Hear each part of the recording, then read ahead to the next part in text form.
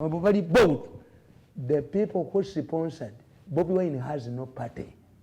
Bobi Wine has no party. Aina NUP. NUP yani. Nkugambye na kugamba nti Bobi Wine was recruited by Mafias in government to help them to get MPs who could not go to Museveni.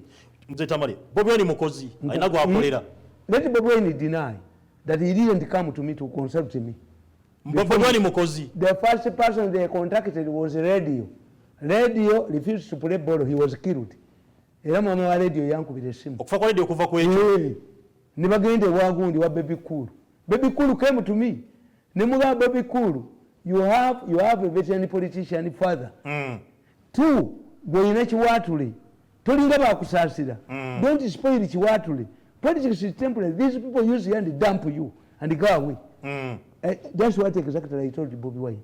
Bana abasajja bajja kweyambisa bakusuulewo. The Bobi Wine is lucky. Why? Immediately these people recruited him. He was recruited by Amsterdam, the recruiting office of Side A. That's why he has created trouble for them. But bamuse, Airanga Bobi Wine, don't go to Kayunga. They are going to assassinate you. Essentially, I talk to Bobi Wine. Guchita ate. Gwesogera na iye besi is a double deal. Mugisa muntu, I don't talk to him, but I admire him. The best candidate to rule this country in normal circumstances would be Mugisa Muntu. But because of your nature of politics, you don't understand this man. He's not Mugisa Muntu has never abused Museveni. As the commander of the army for 9 years, he is highly disciplined. He did not steal a coin. That's why Mugisa Muntu is a pauper. At one time, Mugisa Muntu was competing with the Besigye. He did not have money to buy beers and sodas.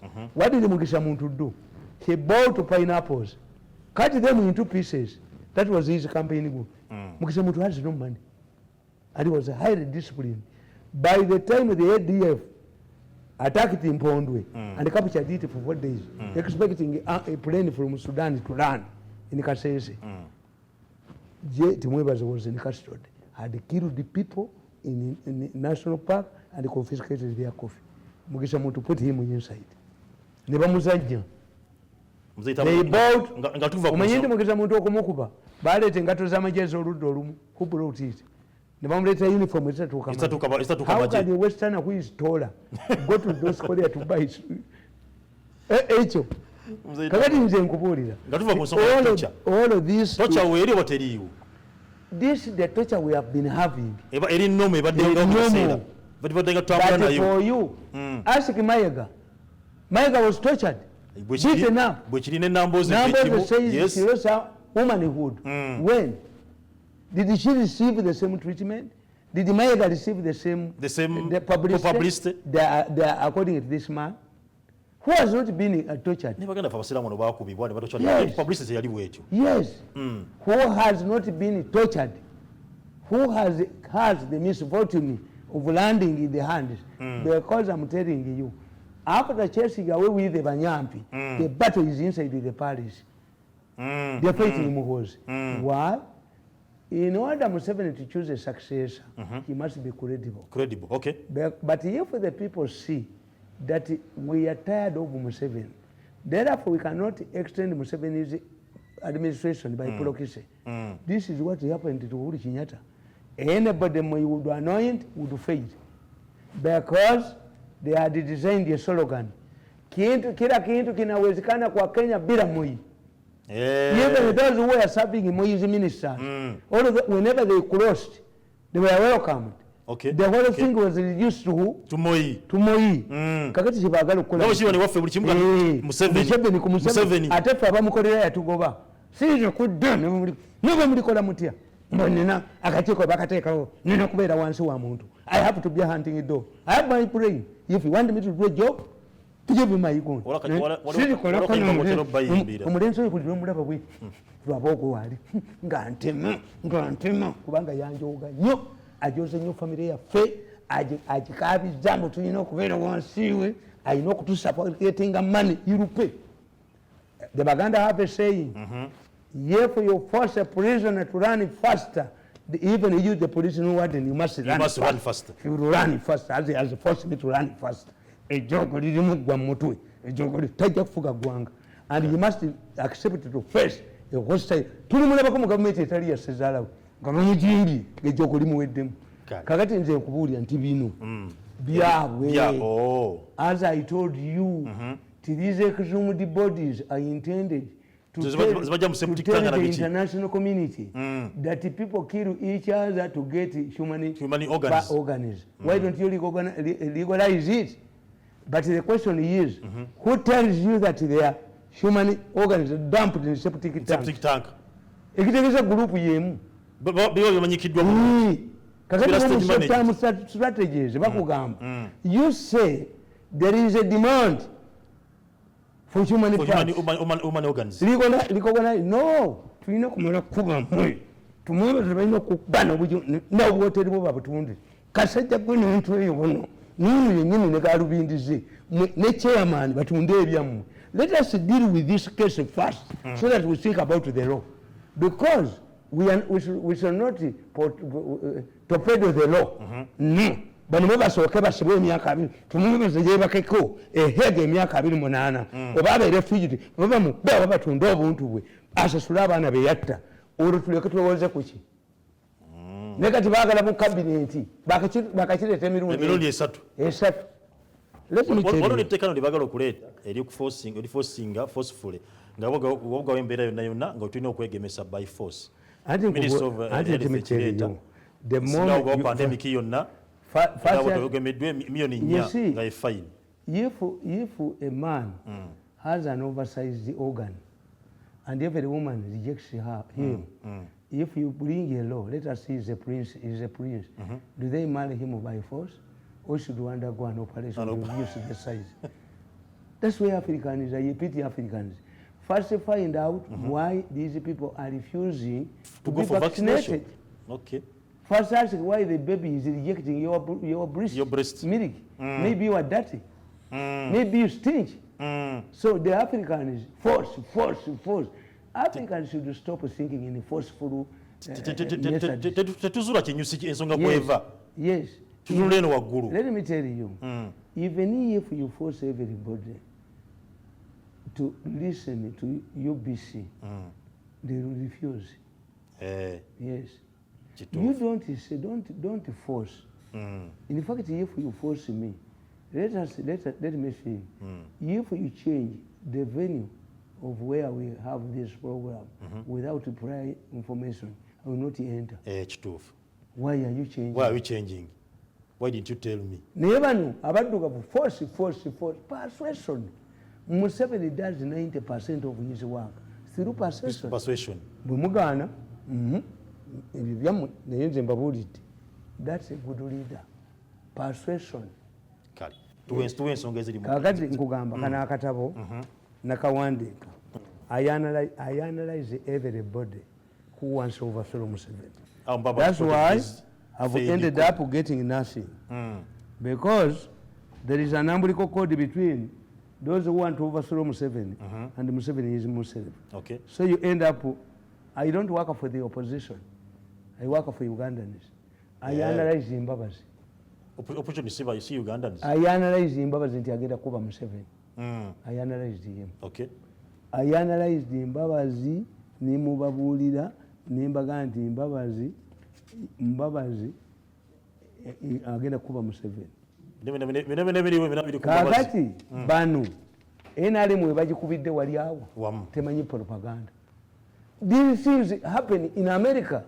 There was a time when BBC broadcast photos of the British soldiers torturing people in Iraq. The commander, the equivalent, the British equivalent of your army commander came up and said, these are my soldiers. I can identify them with their uniform. We are going to punish them.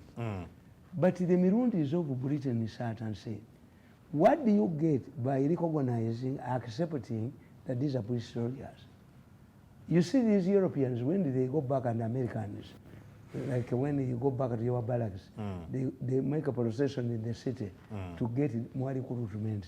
abamagye tebafa tebafa batandika obba ku beranda ne bakuba amayinja amagye agakumba nga bagakuba amayinja anga because of the photos. What did the British government do? They said they started with the BBC manager and said the photos were computer manipulated. He resigned to protect the British Army. What about USA? When a smart bomb hit a bunker that was supposed to where Saddam was hiding, and he ended up killing women and children. Saddam trapped them, the Americans, because he knows the psychology of these Europeans and Americans. They don't want to see corpses of children and women. Okay. Yes. Okay. The war was turning against the Bush. What did they do? They called the spin doctors. Where he was, Museveni centers wa mukodomiwe. Mukodomiwe n'atasasula na buledio. N'obuledio bw'omukyalo bumubanja.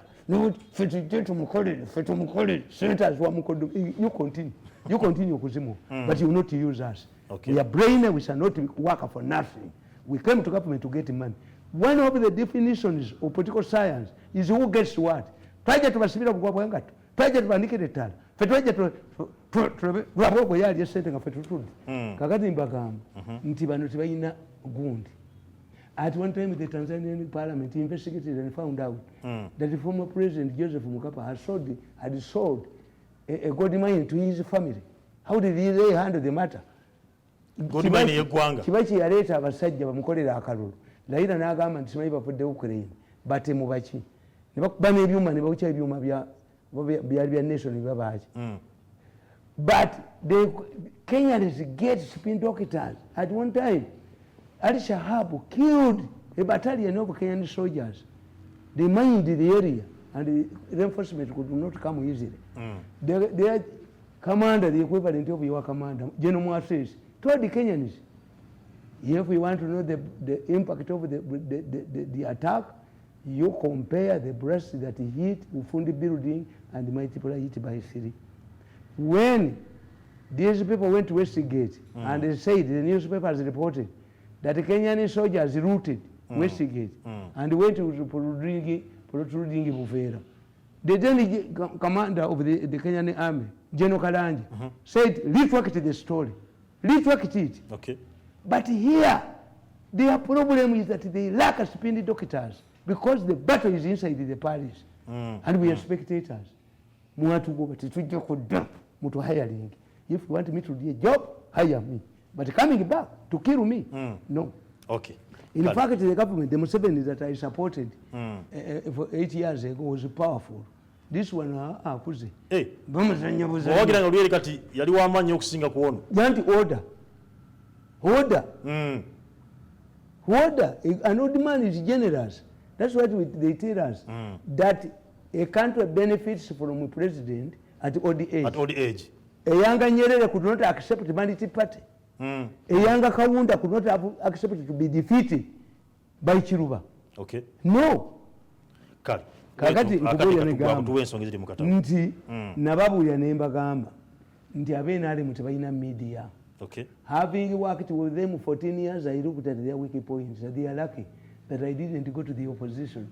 If I had joined the opposition, they would feel it. A jogger you sit between the paddocks. Not a guarantee to jog, but you cannot play around with the brain affair. Nakugamba. In my area submission, I pointed out that many NRM supporters wrongly think that the opposition is dominating the airwaves. The reasons for this are many and include the following. Number one, no false propaganda. NRM does not believe in perpetuating falsehood propaganda. These only appeal to emotions, but NRM believes in intellectual engagement that appeal to logic. For example, when NRM sticks on pro-people policies like a universal primary education, UPE, and universal secondary education, USE, as well as prosperity for all, immunization, and many others, these are realities on the ground that only require perfection. If NRM were to engage in the type of propaganda conducted by the opposition, it would require colossal sums of money.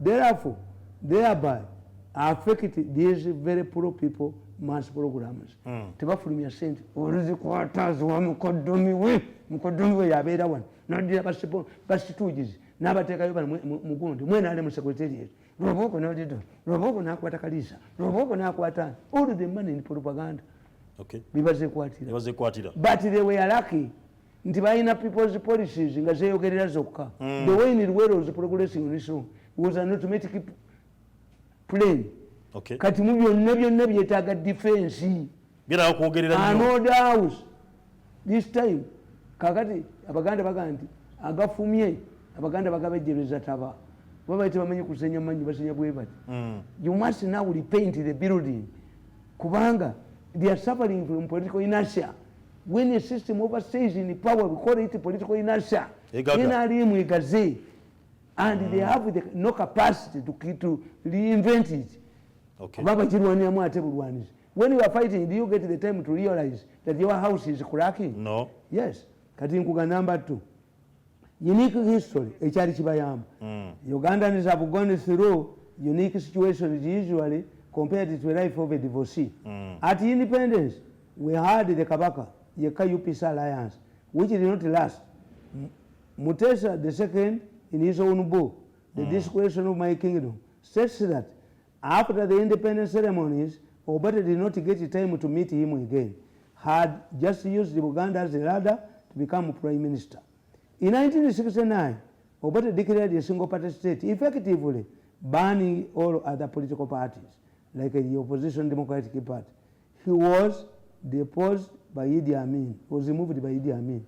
He himself naye ne bamujjako kakati all this time tubadde tulina generation ejjukira ebyayita okubonaabona kwe tubaddemu kubadde kufuuza bino ebikolebwa drizzle.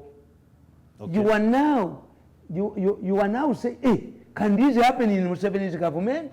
Museveni would say, in my family, if a needle disappeared, Mama Fenga, Tulu Ginonya.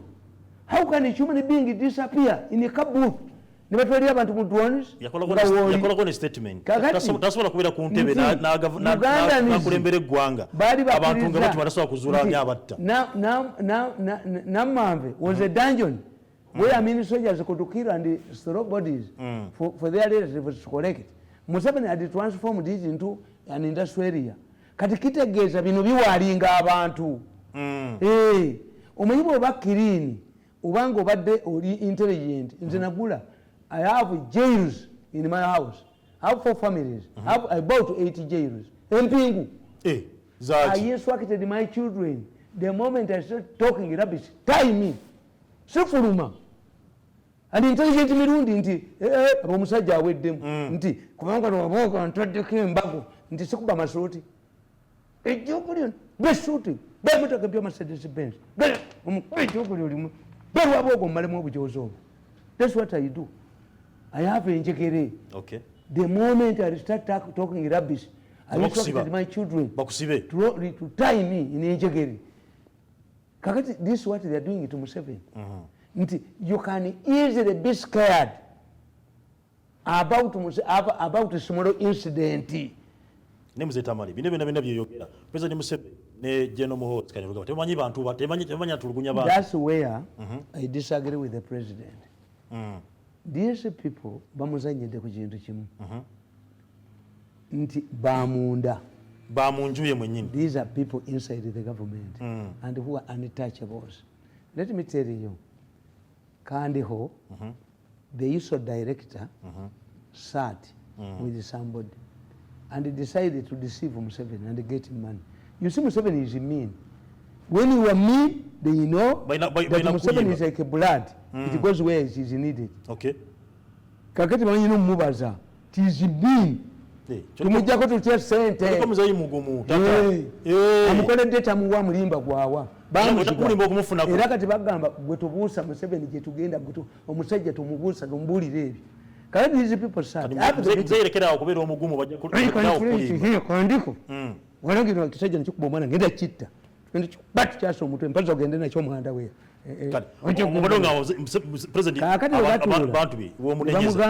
Bagamba nti let us deceive Museveni that Nubu wants to burn the city. Museveni panicked. He does not panic, but he took a concern. Arrest, preempt them, arrest them, put them in the campus. Bakola birala. Bakuba migo, bakuba masasi. Maje, omuli muhozi. Boge bali banoonya. Boge bali banoonya. Okay. How come that the photos coming from torture chambers find their way to the international community? And somebody conducts himself as a savior. When you hear Lwabogo, njaba kubira katambi ka Lwabogo. When you see soldiers patrolling the city, then it means the government has collapsed. Why do you torture people? Lwabogo is a reformist. I played a tape where he accuses these people. That is Muhozi. That's my brother. Katikitegeeza baba manyi. Baba manyi. What have they done? Babwe. Let me tell you. Zake and Bobi Wine were in the Western Nile. And the president says there was an attempt on his life. A tractor was Tinga. Bobi Wine, what brought the problems of Bobi Wine? Bobi Wine was hiding in a syringe, in a building, but he was ringing, making calls. That's how he was traced. Okay. Kakati, driver wa Bobi Wine, and what other people don't know. When the president promised Njuba's family that he was going to support their daughter, which did not materialize, because they found out that in the case of a by-election, the person who has been removed by parliament, by court, if he is not removed because of lack of academic papers, he goes back. Kati umwana wa Njuba yalita sobola kukola ki? Kudda kuyingira ono musajja naye nga the Njubas have a strong hatred and interest wano gyonnina ku lwabwogo okwakwaza family yaffe ne Njuba yali agiinako oyo omusajja yabawaabira mu by-election mu election n'abatuusa ne mu East African Court of Appeal. The Njuba family hated him. Yabaavuwaza. Kawadi Museveni bw'ata omwana teyamuwa na kifo yadde obwala disi. Eventually the girl died of starvation, of frustration. Omwana wa Njuba. The campaign team assembled by Njuba's daughter was surrendered to Bobi Wine. The driver who was killed in Western Nile was not Bobi Wine's driver. Had been recruited by the Njuba family to drive Njuba's daughter during the campaign. It tells you how angered they were. And this woman in Njuba is a war heroine. Yarwana Munsiko. Njuba yarwana Munsiko. Bakwata timu yabwe nga Museveni tazzemu kulabika. Ne bagiwa Bobi Wine. Bobi Wine yajja na inspecting n'amalalo gabba. Is Njuba a woman who wants to get involved in an affair with a younger man? He was expressing anger like me. Kakati nkubira ne gamba nti ne Bobi Wine nkuba gye baamukubamu ne bamugaana okusula ng'apangisiza ekiryandongo akawala akalinga empikibwe kati ne kamugaana okusulamu n'asula ku kkubo. Do I get perturbed? It's only because now they were done to people who did not have this type of media that the one have torn apart and continue telling this newspaper monitor apart to express anger. I'm annoyed as a journalist, as a professional journalist, that you reach this level. European Union, what union? Yes. How many times have these Europeans and Americans exerted pressure on Israel and does not hear it? And they give it more money. The question is not to identify one, it should be universal. Who is this man? Look at Abashaija, how many wives does he have? Principal Kyagulanyi yavuddeyo n'asaba Western world balekera okufaaninga mujimu yaabwe kubanga sente zibagiwa okugifaaninga ezikozesa kutokyalinga bannayuganda. Let this man, you see the Baganda have a good proverb. The old Baganda were wise. It's only people like Mpuga and sometimes they are a mixture. The problem in Buganda is a nationality. We are not a tribe. We are a mixture. A mixture. Yes. Okay. That's why you see conflicts. At times you use a wrong apparatus to solve an experiment. Muganda. We are a nationality. Not a tribe. We are not tribes. Muganda will tell you, if you reject something, a plant, reject both the leaves and the fruits. And the fruits. Let Bobi Wine and his party stop getting money from government. What chichi otegeeza? Zino eza iPod ziveewo. Ne sitting ziveewo. This is money. Parliament tebadde nga bafumbe tebaddamu okuyingira. A Muslim like you, when you reject roasted pork, you also reject boiled pork. Yes. You also reject sausage pork. Then I will give my hand. This to Bobi Wine. I will risk COVID and shake hands openly with Bobi Wine. That you were really a man. Singa about NUP ezira sente zonna eziva mu government. Yes. Musala baguveeko. Yes. Tebadda mu parliament. Yes. Tebadda mu council. Yes. iPod sente bazite. And why don't you say the money should be given to us who are credible? Because Museveni is a very cunning man, very strategic. Their districts, the gamblers were in charge of where the people in charge who determine destination, who determine the development, the programs under the opposition. Bwanika is not a government man. I bet. The mayor of Masaka is now a dumping place. He's a dumping everybody, dump, until the Masaka people rise up. Buli kikona bakasukeyo. Baguvaba police, beba commander bamaje beba ndipo ndaba bagobe. Masaka is becoming a dumping place because the people there never going to umukazi Florence Namanya share the same names with one of my wife. I know her. She's a mafia agent. She's planted here and there and there and there. Zetamalirika nawe. Andi nkugambi mumwanyi. Kabane gwegamba nti this money, why do I punish Ugandans? Why don't I say that you pinpoint these people? No, Mtamali. Sende zive bweru. Siwanyisa government. Malabika tebazifuna. Siwanyisa kalugire. Nkuba lwagogo ya nkubye okunyono na lwagogo. Betu joku papa. Balabika sende tebazifuna. Mutto olweggulo. Nja kwongera okuba obutambi obulinga ettaka. Nagana yali ayagala butambi bwange sijja bumuwa.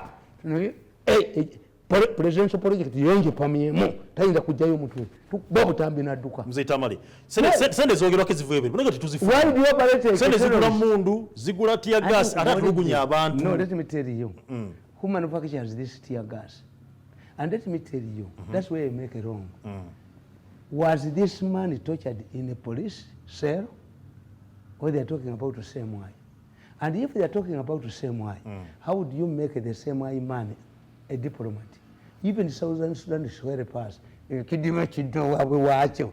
Use the banana leaves must go back to the plantation. Southern Sudan etukolere chi?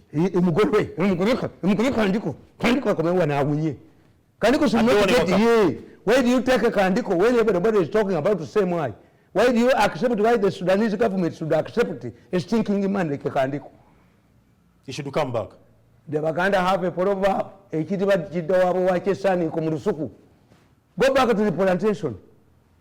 Akade katuwede kwa naye banja nanyo kone ku tare sita amaje wagamba go mu kuba supporters ba UPDF wano mu kusiyati Uganda ne UPDF inakuno kagundi ya editoriate banga bali mu abantu juzi wanoleba abantu officer go bakuya masasi UPDF bikola defend UPDF. Why?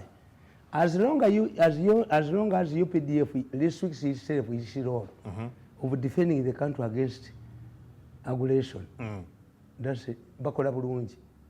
When the terrorists attacked the Ufundi building in Kenya, the Marines came, removed their ambassador Bushnet and left. Kenyan is used the BTO and sniffer dogs and guns.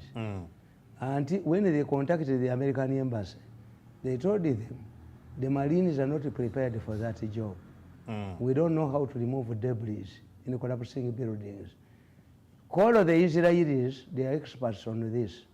It took the Israeli team to travel from Tel Aviv to Nairobi for 8 hours when the Americans were after removing. So, UPDF, if you want to send UPDF in administration, first train them. If you want to send them in the police, first train them. And the Uganda say, are you saying that a big bummed woman will be used by every man in town. Because a woman is a big bummed. So you can shoulder everybody. No. Why do you expect the army? What went wrong? It's the same Museveni product. Why has Museveni maintained a good army when the police is rotting? When these people cannot even explain where they spend their circle money. This way it is. I have different families, but all of my children are intelligent. They have come. Where do I have the time to talk to them? So you cannot say, no. In fact, let me tell you, as I was saying, that I'm not seeing a new trend at all. Their first lady was once targeted.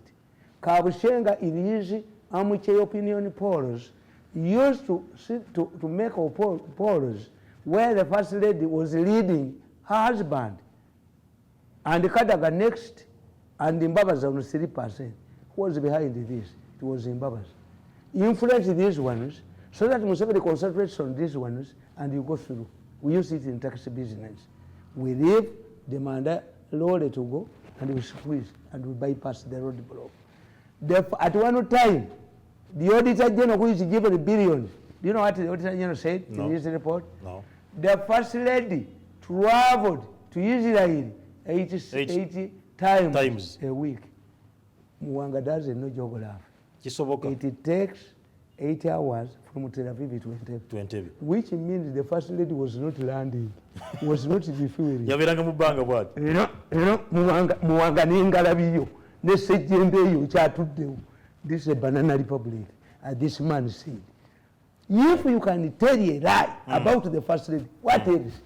Muwanga era kyatuddewo n'engalabiyo. Muwanga yagamba nabba ettaka. I sold land. I bought land. Ninjitunda millions of dollars. Kajja kulize bako nalupo. Nibagende wa president nalu. Your son has stolen land. I said he has stolen it. I've stolen Omuchoma, you have stolen cows. Don't talk about me again. I grabbed the land and sold it. $2 million. They thought I was a primitive man from Karagala. Did I come to light for you? To pour water for you while you are eating? To stand as an askari watching you because you should eat properly? Gandhi bring salt. Gandhi bring a visa. This is not what we came for. Politics is a mutual partnership. Politics is based on respect, mutual respect, partnership, and sharing. Politics kuli. Bumete tuwanga tugenda. Kale. Sikina kubanga sukaona ngina kubambere. Tuli kola mu government etali mu lwaboka ajoka bantu. Tuli mulabako tumusabira tumulabeko mu government etali yasezaalawe. Ngaba mujimbye. Muli kola mu government ya. Tuli kola mu government etali mu lwaboko. Ya Bobi Wine. Ajoka bantu. Ya Bobi Wine. Bwetali ba mu lwaboko tulikolamu. Weewaawo. Nebaza mu nabali tutugobera Quest TV mba. Omuloga kugoba ku kyalo. Zomberenga mbera mungi. N'omujja kugoba ku kyalo nga kama abankumire mutukwaro nakujja kuba Sunday program ijja kuba embuga nga twogera okuba tukona ku nsonga eziruma bana Uganda n'ebizibu bya mwebina era nga olunaku olwo Sunday ijja kutunulira abantu be Kagembe ijja kutunulira ensonga ya namwe bena buli omanyi weddire Fumbe ensonga y'omukulu w'ekika ky'Effumbe omukulu Masimbi ijja kutuzireeta nazo muzitegeere ku Sunday. Masimbi wachika owefumbe Masimbi ye bifumbe nga babbajo nije wana bagereka nikitewe babbangi ettaka era soza ttaka kitawa nabaleka ne wana bagereka akyonyeseza abantu ekasubi yawo gwana ekisubi waliwo n'ensonga jawe yali mubbi wa ttaka nikitawe abadde mubbi wa ttaka nabagereka mu kivu kyogenda mu Buganda Land Board yayita nakalema abakanga waliwo n'ensonga era ziri awo